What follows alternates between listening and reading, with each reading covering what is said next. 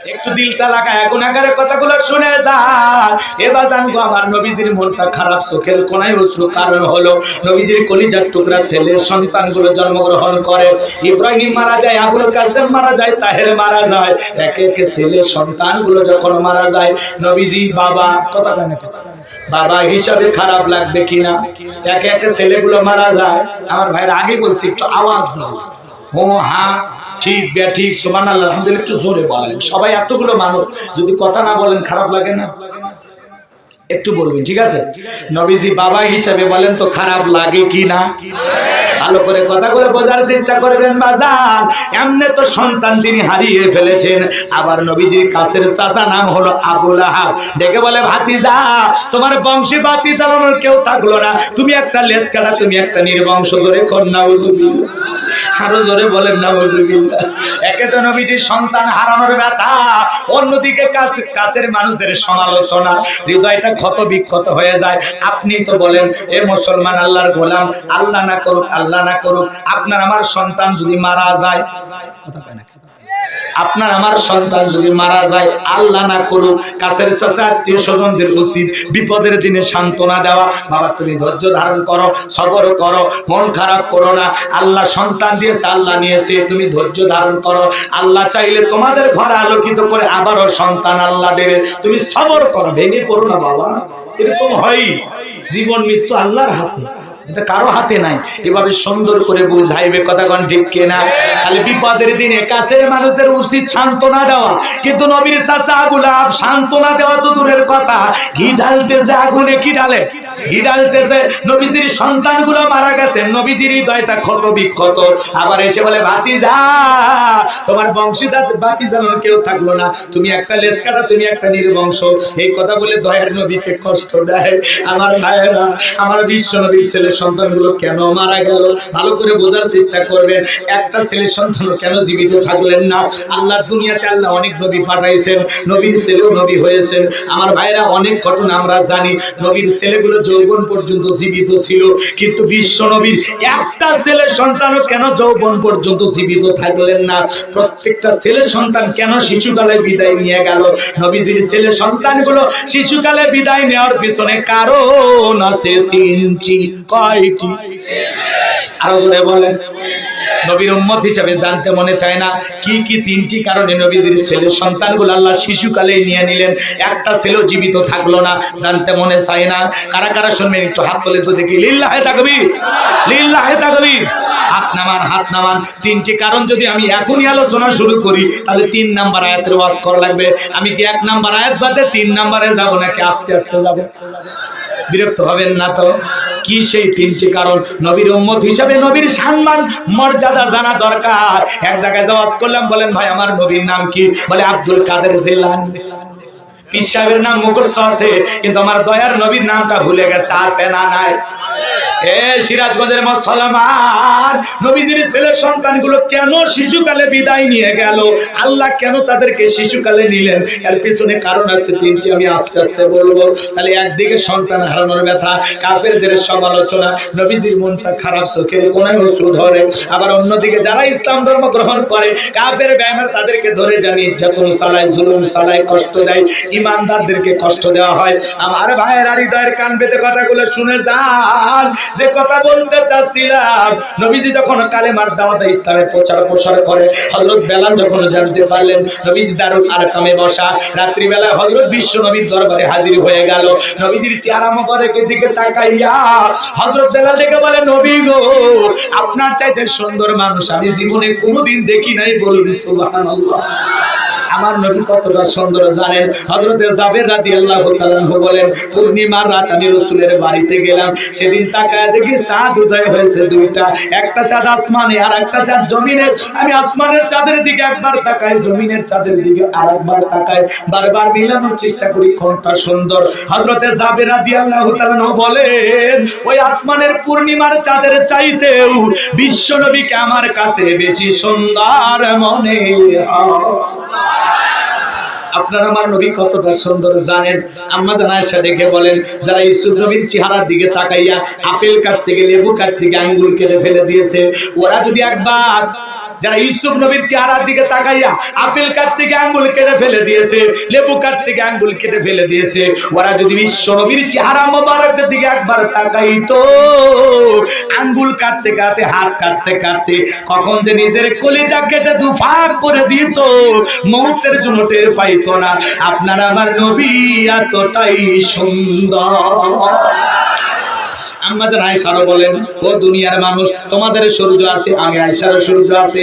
তোমাদের সূর্য উদয় হয় দিনের বেলায়, আর আমি আয়েশার সূর্য উদয় হয় রাতের বেলায়। ভালো করে বোঝার চেষ্টা করবেন। আম্মাজান একদিন সেলাইয়ের কাজ করতেছেন, হাত থেকে সুইটা পড়ে গেল। রাত্রি অনেক গভীর, আমার ভাইয়েরা বাতিতে কোনো তেল ছিল না, অপেক্ষায় বসে থাকলেন। বিশ্বনবী যখন এশার নামাজ আদায় করে ঘরের ভিতরে প্রবেশ করে, আম্মাজান আয়েশা রাদিয়াল্লাহু তাআলা আনহা বলেন, নবীজি যখন সালাম দিয়ে ঘরের ভিতরে প্রবেশ করলেন, নবীজির চেহারার আলোতে সুইটা কই পড়ে আছে পরিষ্কার দেখতে পেয়েছি। বলেন আল্লাহু আকবার। আপনার আমার নবীর দাম কত জানেন? আপনার আমার নবীর দাম কত জানেন? নবী যদি হ্যাঁ বলতেন, পুরো পৃথিবীবাসীর জন্য আল্লাহ পাক হালালে পরিণত করে দিতেন। নবী যদি না বলতেন, পুরো পৃথিবীবাসীর জন্য আল্লাহ পাক হারামে পরিণত করে দিতেন। নবী যদি জমিনে পা তুললেন, আমার ভাইয়েরা, নবীজি যখন জমিনে পা তুলতেন, মাওলা পাকের আরশে আজিমে পৌঁছে যেতেন। বলেন আল্লাহু আকবার। আসমানের চাঁদের দিকে ইশারা করলে চাঁদ দুই টুকরা হয়ে যেত। যেই ছাগলের দুধ হয় না, স্তনে হাত লাগায়া দেওয়া মাত্রই দুধে পরিপূর্ণ হয়ে যেত। বলেন আল্লাহু আকবার। যে নবীর চেহারার উপরে মশা মাছি পড়া হারাম ছিল, শুধু কি তাই, জমিনে যখন পথ চলতেন, আসমানের ফেরেশতারা মেঘ দিয়ে ছায়া প্রদান করত। বলেন আল্লাহু আকবার। আপনার আমার নবীর দাম কত, মর্যাদা কত জানেন?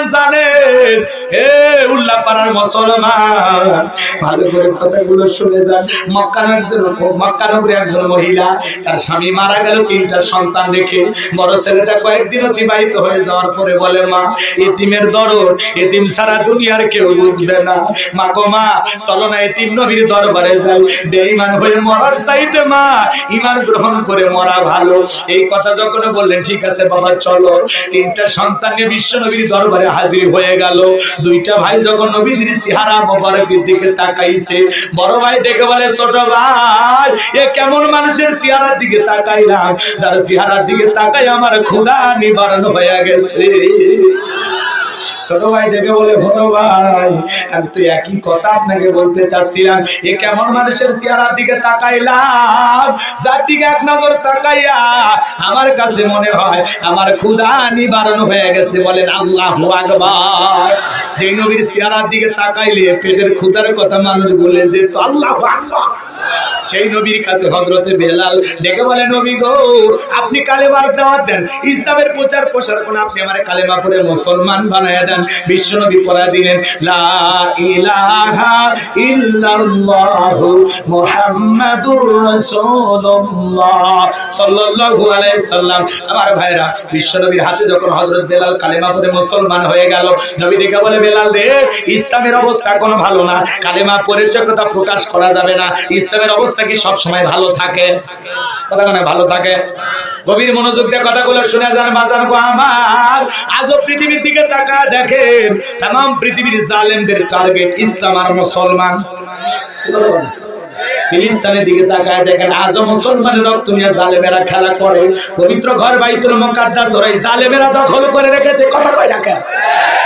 চীনের উইঘুরের মুসলমানদেরকে ধরে কত কষ্ট দেওয়া হয়, ক্রস ফায়ার করে মারা হয়, ডেগের কাপড়গুলো করে উলঙ্গ করে পিস পিস করে কেটে কেটে মুসলমানকে বিদায় করা হয়। আর চীনের উইঘুরের মুসলমানেরা যখন রমজান মাসে রোজা রাখে, মুসলমানকে ধরে দিনের বেলায় জ্যান এদিকে মদের বোতল মুসলমানের মুখের ভিতরে ঢুকে দিতেন। যেই মুসলমান দাড়িটাকে ধরে নিয়ে যা সেলুনে খাইতে দিতেন। এরকম নির্যাতন এখন উইঘুরের মুসলমানদের সহ্য করতে হয়। মুসলমানরা মসজিদে নামাজ পড়তেছে, কয়েকটা মদের বোতল মসজিদে ফিকে দেয়। কথা কয় না? মায়ের কোলে আছেন তো টের পাচ্ছেন না। কথা কয় না?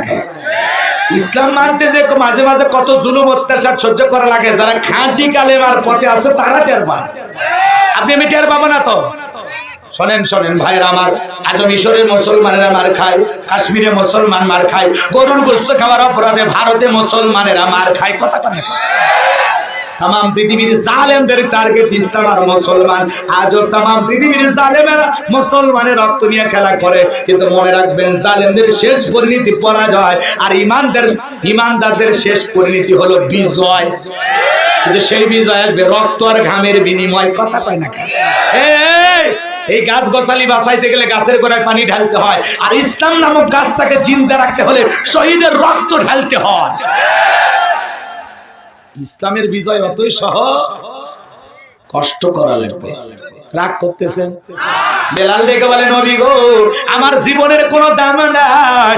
আমার মনি বোমায়ক একদিন বলেছিলাম উদ্দুম্বা ছাগল পেশাব পায়খানা করে দেয়, এই ঘরে থাকতে আমার বড় কষ্ট হয়। ওমায় ডেকে বলে, বেলাল রে, ওই উদ্দুম্বা ছাগলের দাম আমার কাছে আছে, কিন্তু তোর মতো হাফসি কালো বেলালের দাম আমার কাছে নাই। জোরে কন্যা উজুবিল্লাহ। হযরতে বেলাল রাসূলের কাছে দীর্ঘ সময় কাটায় চলে গেলেন, যায় শুধুমাত্র জিকির করতে করতে ব্যস্ত আছেন। আমার ভাইরা পরের দিন সূর্য উদয় হয়ে গেছে, বেলা অনেক হয়ে গেছে, কিন্তু হযরতে বেলাল দরজা খোলে না। অন্যান্য চাকর বাকররা ওমরের কাছে নালিশ দিল, এখন পর্যন্ত বেলাল দরজা খোলে নাই, উদ্দুম্বা ছাগলের পেশাব পায়খানা পরিষ্কার করে নাই। তাই নাকি? বলে হ্যাঁ ঠিক আছে চলো। এইবার দরজা ডাকতে বেলাল দরজা খোলো। হযরত বেলাল দরজা খোলে না, জোরে করে ধাক্কা মারছে, দরজা খুলে গেছে।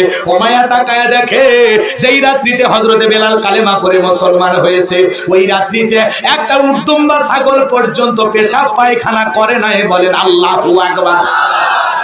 ওমায় ডেকে বলছে, চাকরের দল, বেলালের বিরুদ্ধে মিথ্যা অভিযোগ দাও। তোমরা যখন ঘুমাচ্ছিলে বেলাল তখন ময়লা আবর্জনা পরিষ্কার করেছে, যাও নিজেদের কাজে যাও, খামাখা ঝামেলা করো। এই কথা বলে ওদেরকে তাড়িয়ে দিয়ে এক পা দুপা করে বেলালের কাছে গেলেন। হযরতে বেলাল মাথাটা নিচু করে জিকির করে কার? এবার বেলালের কাছে এসে হযরত বেলালকে হালকা করে ধাক্কা মারছে, যখন জবান দিয়ে কালেমার আওয়াজ বের হয়েছে তখন বলেন আল্লাহু আকবার। এইবার উমায় ডেকে বলে, বেলাল রে, তুই কি কালেমা পড়ে মুসলমান হয়েছিস? হযরত বেলাল ডেকে বলে, মুসলমান হয় যারা মিথ্যা কথা বলতে পারে না তারা। ওয়াকুলু কাউলান সাদীদা, মুসলমান সঠিক কথা বলবে, সত্য কথা বলবে। হযরত বেলাল বলে, গতকাল রাত্রিতে রাসূলের হাতে হাত রেখে আমি কালেমার মালা গলায় পরেছি, আমি ঈমানদার। আল্লাহু আকবার বলেন। এবার ওমায় ডেকে বলে, তোমার উদ্দুম্বা ছাগলের মালিক বানায় দিব, টাকার জন্য ভালো করে ব্যবস্থা করে দেব, এখনো সময় আছে, ইসলাম ধর্ম ত্যাগ করো। হযরত বেলাল ডেকে বলে, ওমাইয়া রে, পার্থিব সম্পদের বিনিময়ে, দুনিয়ার টাকা পয়সার বিনিময়ে বেলাল তার ঈমান বিক্রি করবে না। আল্লাহ। ওমায়ে বলে, আমার কথা না শুনলে বড় নেতা আবু জেহেলকে খবর দেব। হযরতে বেলাল ডেকে বলে, কোন বড় নেতা ছোট নেতা কাউকে গোনার টাইম নাই, আমি ঈমানদার একমাত্র আল্লাহকে ভয় পাই। কথা কন না কে? আবু জেহেলকে বেলাল ভয় পা। এইবার বলতেছে, তাহলে আবু জেহেলের কাছে যাবো। কই যাও, কোনো সমস্যা নাই।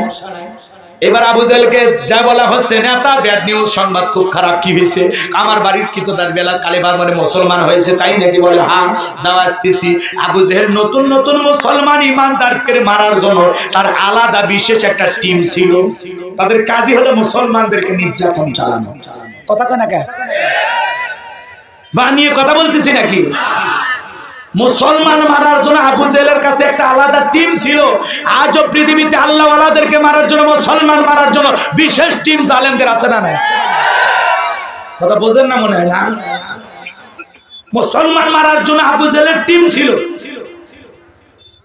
গভীর মনোযোগ, গভীর মনোযোগ আমার ভাইরা। আবু জেহেল বলতেছে, যাও আমি আসতেছি। কয়েকটা ক্যাডার মাস্টার সঙ্গে নিয়ে চলে আসলো মায়ের বাড়িতে। বেলালকে ডেকে বলে, বেলাল এই দিকে আয়, আমি আবু জেহেল তোরে পার্সোনাল ভাবে মহব্বত করি। শোনেন শোনেন, পার্সোনাল ভাবে মহব্বত করি। বেলালের তোমার কি কি লাগবে আমাকে বলো। উদ্দুম্বা ছাগল যদি চাও দিয়ে দেব, ব্যবসা বাণিজ্য যদি করতে চাও, টাকা পয়সা যা লাগে আমি দেব, ঘর বাড়ি যদি করতে চাও যা লাগে আমি দেব। লোভনীয় প্রস্তাব দেওয়া হলো।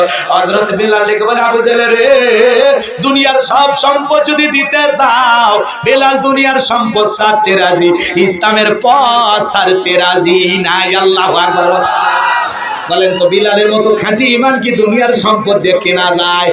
মুনাফিক সকাল বিকাল ঈমান বিক্রি করে, টাকার বান্ডিলের কাছে মুনাফিক বিক্রি হয়ে যায়। কথা কয়, মুনাফিককে টাকা দিয়ে কেনা যায়, কিন্তু বেলালের মতো যারা খাঁটি ঈমানদার, খাঁটি মুমিন, তারা কখনো ঈমান বিক্রি করে না। ওরা বাতিলের বুলেটকে গোলাপের পাপড়ি হিসেবে গ্রহণ করবে, হাসতে হাসতে ফাঁসির দড়িতে ঝুলবে। রিমান্ডে নেওয়ার পরেও মুমিনের মুখের হাসি ওরা কেড়ে নিতে পারবে না। কষ্ট হচ্ছে, বিরক্ত হচ্ছেন। এবার আবু জেহেল বলতেছে বেলাল আমার কথা না শুনলে সোজা আঙ্গুলে ঘিউ না আঙ্গুলে একটু বাঁকা করা লাগবে। এই যুবকেরা এদেরকে নির্দেশ দিলাম পিটানোর জন্য, তুমি আমার কথা শুনবা না, ইসলামের পথ ত্যাগ করবা না, মুহাম্মদ সাল্লাল্লাহু আলাইহি ওয়াসাল্লামের ধর্ম ত্যাগ করবা না। বলেন না আমি ইসলাম ধর্ম ত্যাগ করতে রাজি নাই, তুমি যা খুশি করতে পারো। আমার ভাইরা গভীর মনোযোগ দিয়ে কথাগুলো শুনে যান। কি কি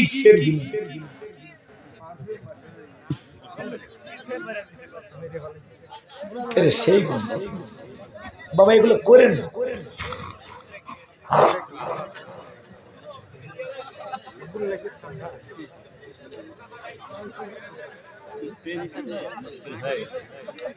না এই গন্ধটা অন্যরকম, একে মানে সহ্য করার মতো না, ফালতু একটা।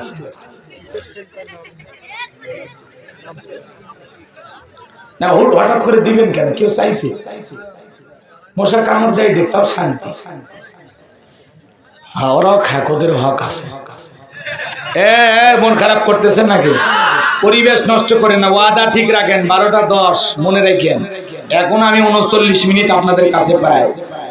কোসর মোসর করে না, শোনেন শোনেন শোনেন, আলোচনার সামনের দিকে নিয়ে যাই, কষ্ট মনে নেবেন না বাজান গো আমার। এইবার যুবকদের লেলিয়ে দেওয়া হলো। হযরতে বেলাল লোভনীয় প্রস্তাবে রাজি হলেন না, চাবুক দিয়ে তাকে পিটানো হলো। এরা যত জোরে চাবুক মারে হযরতে বেলাল তত জোরে আল্লাহর জিকির করে। পিটাইতে পিটাইতে পিটাইতে কালো চামড়া ফেটে রক্ত ঝরা শুরু হয়ে গেল। আবু জেহেল ডেকে বলে বেলাল রে, মারতে মারতে পিঠটা ফেটে রক্ত ঝরতেছে, তারপরে কি কালেমার পথ থেকে ফিরবি না? হযরত বেলাল ডেকে বলে আবু জেহেল রে, মারতে মারতে যদি মেরেও ফেলে দাও জীবনটা দিতে রাজি, ঈমানের পথ থেকে ফিরে আসতে রাজি নাই। এইবার যুবকদেরকে বলা হলো পায়ে রশি লাগাও। পায়ে রশি লাগায়া মরুভূমির উত্তপ্ত বালি, আরবের গরম বালি এত গরম জানে যদি আপনি চাল দেন মুড়ি হয়ে যাবে, এত উত্তপ্ত গরম হলো আরবের বালি।